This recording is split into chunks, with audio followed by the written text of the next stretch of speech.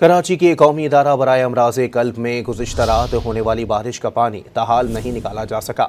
Emergency counter पर भी पानी जमा होने से मरीजों को मुश्किलात का सामना करना पड़ रहा है। मज़ीद जानते हैं डॉन न्यूज़ की नुमाइंदा अनम मशकूर से। जी अनम, मज़ीद बताइएगा इस वक्त क्या सूरत हाल है?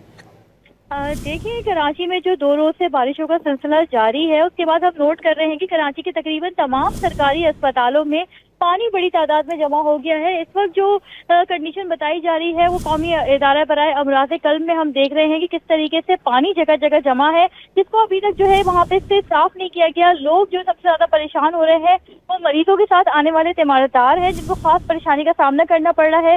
इस वक्त एमरजेंसी के बाहर जो काउंटर है उसके पास हम देख सकते हैं कि बड़ी तादाद में, काफी तादाद में पानी जमा है, जिसकी सफाई नहीं की गई। तीमारदारों को पर्ची बनवाने में, रसीद बनवाने में परेशानी का सामना करना पड़ रहा है। इंतजामिया से हमने बात की है, उन्होंने कहा है कि यहाँ पे हमने अमले को बुला लिया है।